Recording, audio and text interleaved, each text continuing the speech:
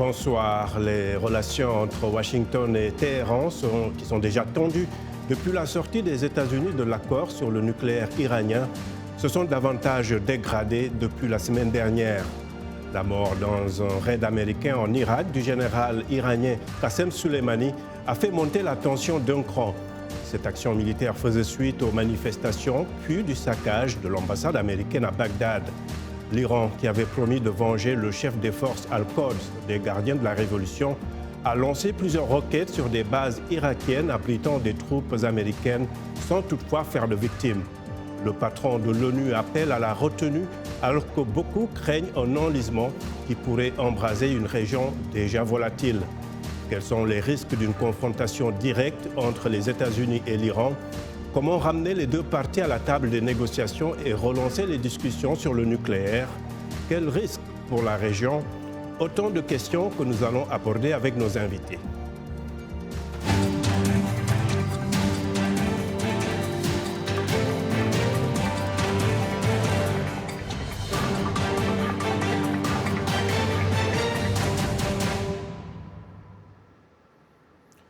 Bienvenue à ce nouveau rendez-vous de Washington Forum.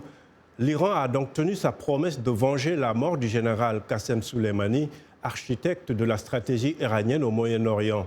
Téhéran a tiré plus d'une dizaine de missiles balistiques sur deux bases aériennes irakiennes qui abritent des troupes américaines. Le président Donald Trump a fait une allocution solennelle mercredi à la Maison-Blanche.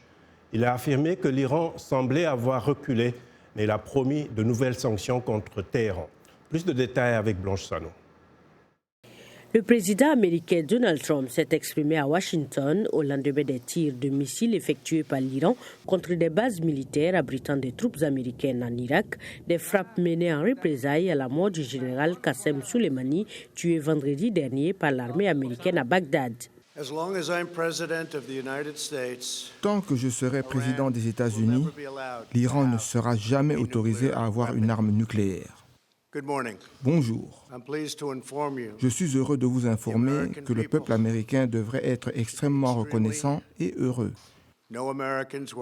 Aucun Américain n'a été blessé dans l'attaque de la nuit dernière par le régime iranien.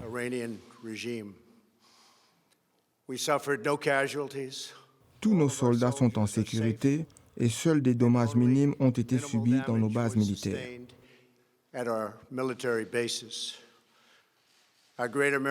Nos grandes forces américaines sont prêtes à tout. L'Iran semble se retirer, ce qui est une bonne chose pour toutes les parties concernées et une très bonne chose pour le monde. Au total, 22 missiles se sont abattus sur les bases d'Al-Assad situées à l'ouest de Bagdad, ainsi qu'à Irbil au nord, où sont stationnés plus de 5200 soldats américains déployés en Irak. Les attaques ont été perpétrées quelques heures après l'enterrement de Qassem Soleimani, le commandant de la force d'élite iranienne Quds. Il semble donc que les Iraniens aient choisi de répondre avec des missiles surface à surface avec des cibles bien précises. Ils ont décidé de riposter de sorte qu'au lieu de le faire par le biais d'une de leurs milices mandataires, ils ont placé la mission entre les mains des commandants du CGRI et du chef suprême iranien Ali Khamenei. Il est donc clair qu'ils ont voulu garder le contrôle sur ce qui a été fait. Le guide suprême Ali Khamenei a qualifié l'attaque de mercredi de gifle pour Washington. La question est de savoir si le cycle de vengeance s'arrête là. Une telle action militaire n'est pas suffisante. Ce qui est important, c'est de mettre fin à la présence corrompue de l'Amérique dans la région. Pendant ce temps, à Téhéran, ils étaient plusieurs milliers à célébrer ces représailles. Pour Donald Trump, l'Iran semble reculer et il s'est dit prêt à la paix. Nous devons tous travailler ensemble pour trouver un accord avec l'Iran afin que le monde demeure un endroit sûr et pacifique. Nous devons également conclure un accord qui permet à l'Iran de prospérer et de profiter de son énorme potentiel inexploité. Si l'Iran et les États-Unis semblent vouloir prendre la voie de la désescalade, l'Irak, de longue date ravagé par les guerres et les divisions, reste dans l'œil du cyclone provoqué par les derniers raids et les représailles. Voilà, merci donc Blanche pour ces explications. Et pour le débat, nous avons trois invités. Jean-Marie Collin, expert et porte-parole de ICAN France, la compagnie internationale pour abolir les armes nucléaires. Nous avons Jean-Pierre Derrienec, professeur associé au département de sciences politiques de l'Université Laval du Québec. Et avec moi ici en studio, Émile Baroudi. Vous êtes journaliste basé ici à Washington. Merci à tout le monde d'être avec nous pour ce débat. Je démarre avec vous, Émile. Justement, le discours du président Trump mercredi est, dit-on, mesuré, car il n'a pas annoncé de nouvelles actions militaires immédiates, mais il a tout de même annoncé de nouvelles sanctions. Et il a aussi indiqué qu'il ne permettrait pas à l'Iran d'acquérir l'arme nucléaire. Comment est-ce que vous appréciez tout cela ? Écoutez, que l'Iran réponde plus violemment qu'elle ne l'a fait était un peu hors de question. L'Iran peut crier sur tous les toits son indignation et tout, mais l'Iran n'est pas suicidaire. Le régime des moullas n'est pas suicidaire du tout. Les Iraniens calculent très bien leurs actions. Et d'ailleurs, avoir tiré des fusées, des missiles balistiques sur des zones inhabitées de certaines bases irakiennes qui abritent des forces américaines, le prouve. Ils voulaient faire quelque chose pour sauver la face, c'était un truc de principe. Et la réponse du président Trump, comment vous la jugez ? La réponse du président Trump est tout aussi mesurée. Il ne veut pas non plus lui-même déclencher une guerre qu'il ne voudrait pas.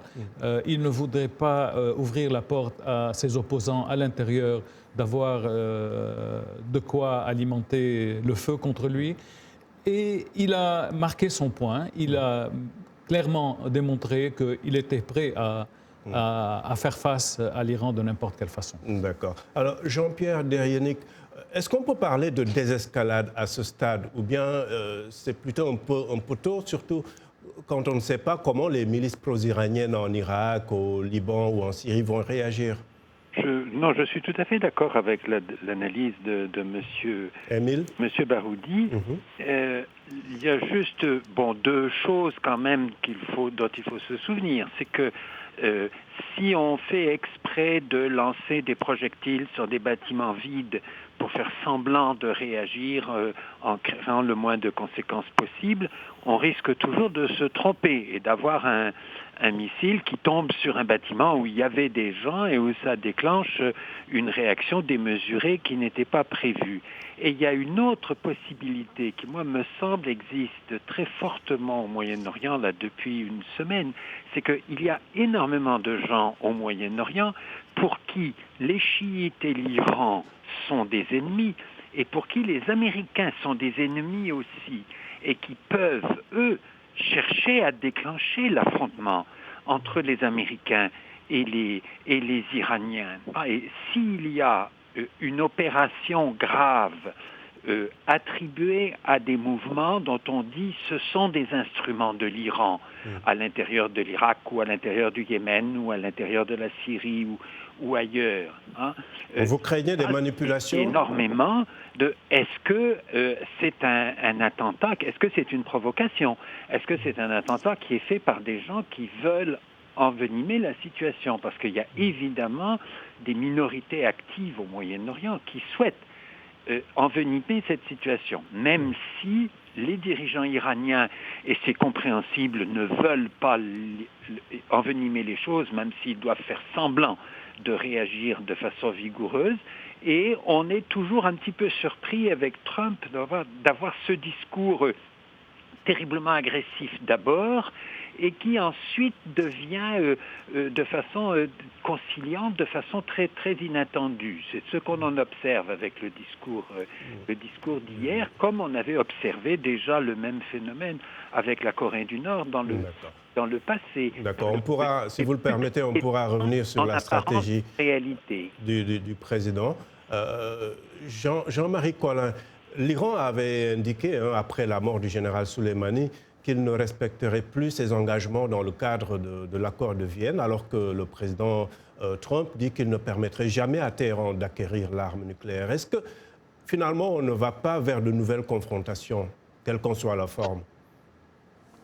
Alors, tout d'abord, ce qu'il faut bien savoir, c'est que ni Trump ni aucun État à travers le monde en fait ne souhaite que l'Iran ait l'arme nucléaire. Hein. L'Iran est membre du traité de non-prolifération nucléaire et donc c'est en soi engagé à ne jamais acquérir l'arme nucléaire. Et pour revenir sur les nouvelles mesures que l'Iran a indiquées pour sortir de cet accord de Vienne, donc en anglais le JCPOA, malheureusement le calendrier tombe mal entre l'assassinat du général Soleimani et cette nouvelle annonce, puisque de toute façon cette nouvelle annonce était prévue depuis plusieurs mois, puisque ça fait partie d'un calendrier que l'Iran a lui-même fixé depuis que les États-Unis se sont retirés de cet accord en mai 2018. Donc il y a un choc de calendrier malheureux, mais qui est bien réel. L'Iran, donc, aujourd'hui, s'autorise à dépasser un certain nombre de points, notamment à avoir plus de matériel pour enrichir l'uranium, par exemple, à disposer du taux d'enrichissement qu'il désire, mais reste quand même dans cet accord, notamment puisqu'il laisse les inspecteurs de l'Agence de l'Internationale pour l'énergie atomique avoir la capacité de venir inspecter les différents sites. Les inspecteurs sont toujours sur place. Exactement. Donc c'est ce qui fait que, d'abord, cet accord existe encore, du moins entre les Iraniens et l'Europe, la France, l'Allemagne et la Russie. Et c'est pour ça qu'en fait, que, notamment l'Union européenne et la France en premier, essayent de faire en sorte de conserver au maximum cet accord, puisque entre la situation d'il y a 4 ans, 2015, ou d'il y a 5 ans, et aujourd'hui, celle-ci s'est largement détériorée à cause du retrait des États-Unis. D'accord. Émile, l'Irak, quand même, est devenu un peu un champ de bataille et d'influence avec les présences iraniennes et américaines sur son territoire. Est-ce que Bagdad a les moyens vraiment d'empêcher que son territoire ne soit un terrain de confrontation entre deux de ses alliés? L'Irak est aussi bien allié à l'Iran qu'aux États-Unis. Ça va être très difficile. Déjà, qu'il y ait ces confrontations sur son territoire est déjà un truc très difficile à gérer. Et ça ne montre que l'incapacité et la paralysie totale du gouvernement irakien qui est, tout le monde le sait, complètement inféodé aux Iraniens. Et c'est pareil au Liban où le Hezbollah essaye de dominer la scène politique et de contrôler le gouvernement. Et on le voit actuellement avec le retard que prend la formation du gouvernement au Liban, alors que ça aurait dû être un truc. Mais à chaque fois qu'un gouvernement est formé au Liban, c'est de plus en plus difficile. Parce que le Hezbollah essaie de tout tenir. C'est la façon avec laquelle l'Iran essaie de contrôler ces ramifications qui lui permettent d'avoir un plus grand volume politique qu'elle ne l'est dedans ses frontières. Donc l'Irak est un peu entre le marteau et l'enclume, si on peut ainsi dire. Je crois que l'Irak est l'enclume et tout lui tombe dessus.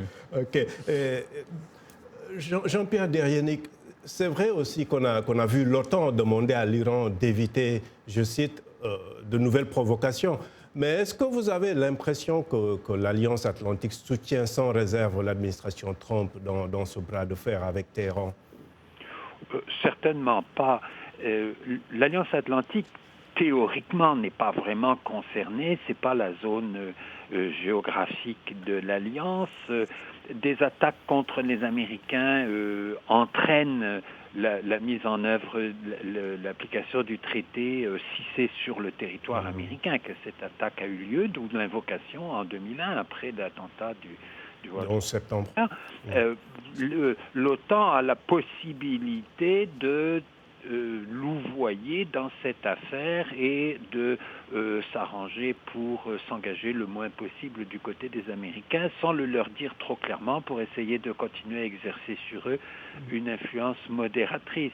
Moi, ce qui m'étonne beaucoup du point de vue de la position des Européens, c'est les sanctions contre l'Iran, sanctions qui ont été rétablies par les États-Unis avec leur annulation de l'accord nucléaire. Comment se fait-il que les autres États qui font partie de cette entente nucléaire ne soient pas capables d'avoir des échanges avec l'Iran, qui est pour conséquence que la capacité de sanction économique des États-Unis contre l'Iran soit très limitée. Aujourd'hui, les États-Unis n'achètent pas de pétrole iranien et les choses que les Iraniens peuvent avoir besoin d'acheter aux États-Unis, ils peuvent les trouver un petit peu partout ailleurs dans le monde. Justement, La faiblesse des autres partenaires de l'accord nucléaire, qui, je crois, méritent d'être préservés, et que ce n'était pas tellement difficile de dire aux Iraniens, écoutez, les Américains cessent de le respecter, mais nous continuons à le respecter, et on va s'arranger pour que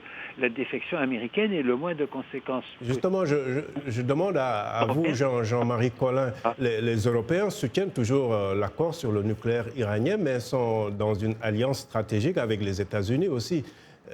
Ils sont dans une position difficile, n'est-ce pas? Oui, la position est difficile, mais la position est affirmée depuis le début, autant par le chef de l'État français actuel, le président Macron, que le président Hollande précédemment, et que par les différents acteurs européens comme Joseph Borrell, qui est le nouveau chef de la diplomatie européenne, ou le président du Conseil européen Charles Michel. Tous soutiennent fermement cet accord de 2015, puisqu'ils savent que c'est l'accord qui a permis de mettre un terme à la prolifération nucléaire. C'est un accord qui a mis 13 ans pour être obtenu. C'était un accord sûr et valable qui permettait d'aller jusqu'à 2030. Et encore une fois, il ne faut pas oublier que l'Iran est lié quand même par le traité de non-prolifération nucléaire. Donc il interdit bien d'avoir des armes nucléaires.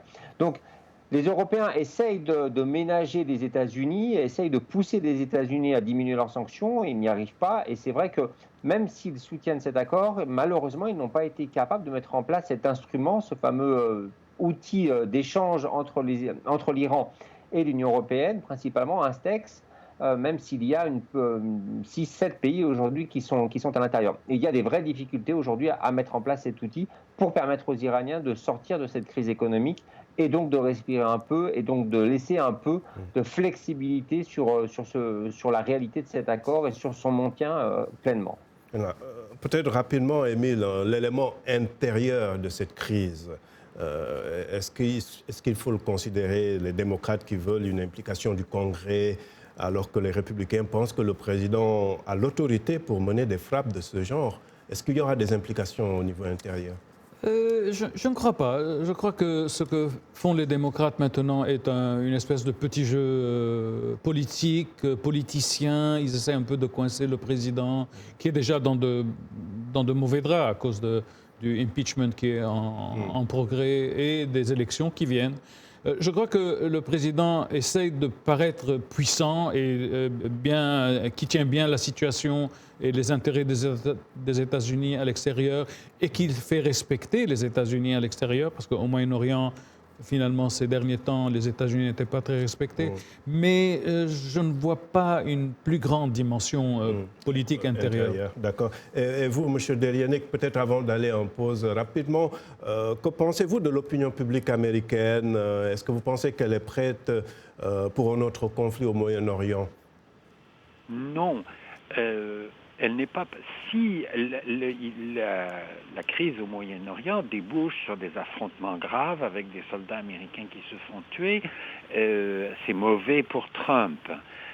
Si ça reste une espèce de crise symbolique comme maintenant, où il fait curieusement la démonstration à la fois de sa force, de sa volonté, de son audace et de sa prudence, je crois que ça joue plutôt en sa faveur. Est-ce qu'il a inventé ça pour diminuer le coût pour lui de l'impeachment? Je ne sais pas. De toute façon, il ne sera pas destitué par le Sénat. Il ne risque pas grand-chose.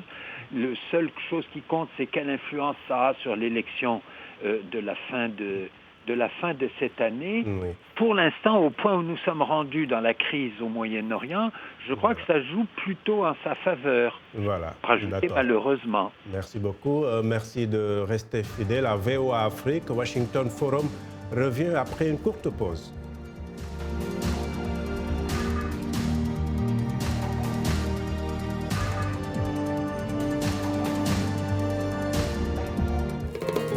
On flette, on est canon.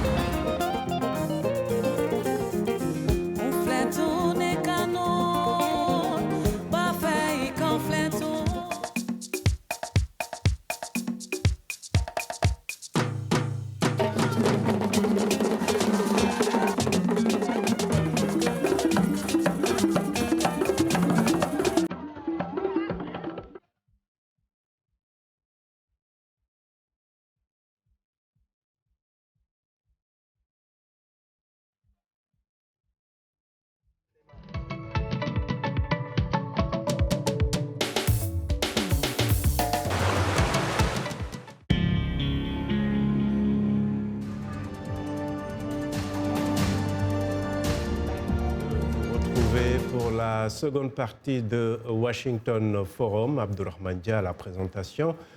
Nos téléspectateurs ont été nombreux à réagir sur notre page Facebook.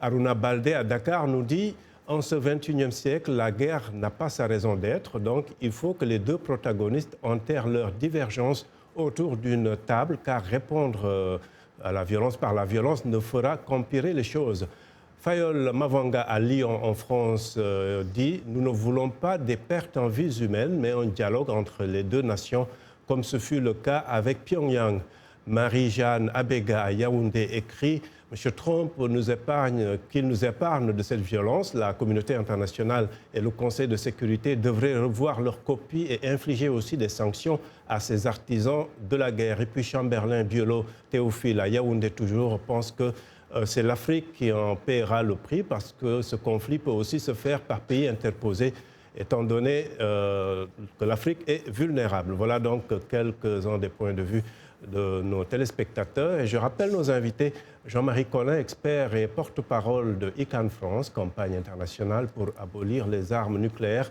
Jean-Pierre Derrienec, professeur associé au département de sciences politiques de l'Université Laval du Québec. Et avec moi, ici en studio, Émile Baroudi, journaliste basé ici à Washington. Jean-Marie Collin, le président Trump demande aux pays signataires de l'accord de Vienne sur le nucléaire iranien de sortir de cet accord pour permettre de nouvelles négociations. Alors, faut-il partir sur de nouvelles bases ou faut-il convaincre les États-Unis de revenir dans cet accord qui existe déjà? Écoutez, c'est difficile de tirer un trait sur ce qui a été réalisé, puisque si on sort tous de cet accord, on va se retrouver sans rien. Donc il est clair qu'il faut essayer de repartir sur des nouvelles bases, mais pour essayer de convaincre les Iraniens de partir sur des nouvelles bases, parce qu'il faut bien comprendre que ce sont les États-Unis qui se sont retirés d'un accord qu'ils avaient eux-mêmes accepté, il faut donner des garanties. Aujourd'hui, la complexité, finalement, c'est d'arriver à donner des garanties à l'Iran que si l'on trouve un nouvel accord, ce futur accord sera bien conservé et accepté par toutes les parties. Et c'est ça, aujourd'hui, la véritable problématique, de pouvoir donner une garantie, une confiance aux diverses parties. Un des points sur lesquels, aujourd'hui, la France essaie de travailler, c'est de rajouter une diminution, d'impacter les missiles balistiques iraniens, ce qui semble être aujourd'hui catégoriquement refusé par cet État, qui, pour eux, ces missiles sont indiqués comme étant une garantie de sécurité intérieure de cet État. Donc on est véritablement dans un dilemme extrêmement compliqué pour pouvoir arriver à quelque chose, non pas de nouveau, mais pour pouvoir arriver à quelque chose qui viendrait compléter cet accord de l'Iran. D'accord. Jean-Pierre Derrienec, y a-t-il une comparaison dans la stratégie du président Trump en Corée du Nord avec celle sur l'Iran, par exemple? Cette pression maximale finira-t-elle autour d'une table de négociation, comme ce fut le cas avec la Corée du Nord? Oui, ça c'est l'analogie la plus évidente. Il y en a une autre qui est peut-être moins évidente, mais qui l'est pour moi qui suis canadien. C'est la façon dont Trump a remis en cause l'accord de libre-échange avec le Canada et le Mexique. Cet accord, il a été renégocié, on lui a donné un nom différent, il a des caractéristiques qui ne sont pas très très différentes de l'accord précédent. L'accord précédent, Trump avait dit que c'était le pire accord qui ait jamais été signé. Là maintenant, c'est devenu le meilleur accord parce que c'est lui qui l'a signé. Je crois que ce qu'on peut souhaiter de mieux à l'accord nucléaire iranien, c'est qu'il soit remplacé par autre chose qui sera à peu près la même chose que ce qui avait été convenu dans le passé, mais auquel on va donner un nom différent et dont Trump pourra prétendre que c'est sa réalisation extraordinaire. Je ne sais plus quel était, c'est Tocqueville, je pense au 19e siècle, qui disait qu'en politique, on obtient beaucoup en tablant sur la vanité des autres hommes politiques. Et je pense que tous les partenaires de Trump ou les adversaires de Trump doivent savoir qu'ils ont affaire à un personnage extraordinairement vaniteux et qu'il faut lui faire des concessions à sa vanité, que ça, c'est pas grave. L'essentiel, c'est d'arriver à un accord. C'est essentiel. D'accord. Et Émile, les relations entre Washington et Téhéran ont été tendues depuis 1979. Qu'est-ce qui empêche aujourd'hui un rapprochement entre les deux pays, surtout quand on sait qu'ils ont un ennemi commun dans la région, en l'occurrence le groupe État islamique? D'aucuns penseraient que l'État islamique est aussi une création de l'Iran, ou du moins encouragé et aidé. Quelques-uns le disent. Enfin. Mais je crois que ce que le président Trump voudrait voir dans un éventuel nouvel accord, c'est la limitation de l'influence iranienne dans les autres pays du Moyen-Orient. Le président Trump considère que l'Iran a profité de son accord, de l'accord nucléaire, du nucléaire, pour se renflouer en espèces, en cash, et pouvoir dépenser toutes ces nouvelles richesses dans ces pays-là et acheter une influence. Et je crois que c'était assez intelligent de l'Iran de le faire. Ils ont pu acheter avec de l'argent ce qu'ils n'auraient jamais pu faire, jamais pu réaliser avec des fusées, des têtes nucléaires et tout. Donc je crois que la prochaine étape va être un tout. Ce n'est plus seulement, on ne parle pas seulement du nucléaire, on ne laisse pas les missiles, on ne laisse pas le Conseil de sécurité s'occuper des missiles. On va essayer d'arriver à un accord global qui va définir le rôle de l'Iran et les limites de l'Iran dans la région. Vous pensez que l'Iran va renoncer à son influence dans la région? C'est quand même assez optimiste, non? Vous vous souvenez, M. Netanyahou disait que si, comme le disait le président Obama, les négociations et les sanctions ont fait venir l'Iran à la table des négociations, M. Netanyahou disait qu'on les laisse ramper. Donc, en renforçant les sanctions, il arrivera bien quelque chose. D'accord. Alors, Jean-Marie Collin, la Chine et la Russie ne se sont pas beaucoup exprimés sur cette dernière crise. Ces deux pays peuvent-ils jouer un rôle déterminant dans la résolution de cette crise? En tout cas, la Chine et la Russie ont pris, le président français a pris contact avec la Russie dans l'objectif de calmer la situation et d'éviter qu'il y ait toute escalade. Pour revenir au tout début de cette interview, il est évident que ces deux États, eux aussi, soutiennent très fortement l'accord de Vienne et donc souhaitent qu'il soit conservé. La Russie est un acteur clé pour l'Iran, notamment en termes de systèmes et de vente d'armes.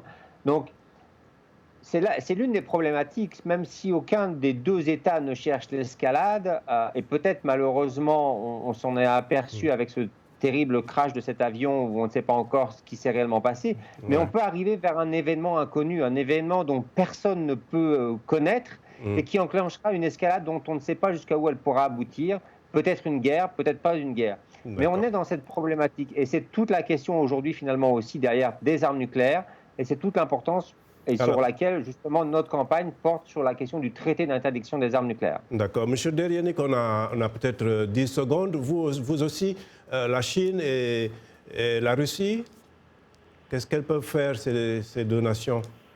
Rapidement. La Chine et la Russie sont concernées aussi par ce que je disais tout à l'heure dans le cadre des Européens sur l'application des sanctions envers l'Iran, faire en sorte que les sanctions américaines envers l'Iran aient le moins de conséquences. D'accord.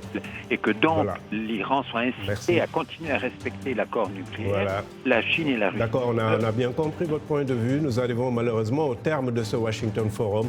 Merci à nos invités et à vous qui nous avez suivis. Vous pouvez retrouver cette émission sur notre site Internet et sur notre page Facebook, sans oublier nos télépartenaires sur le continent. Je remercie toute l'équipe de production. À très bientôt. Au revoir.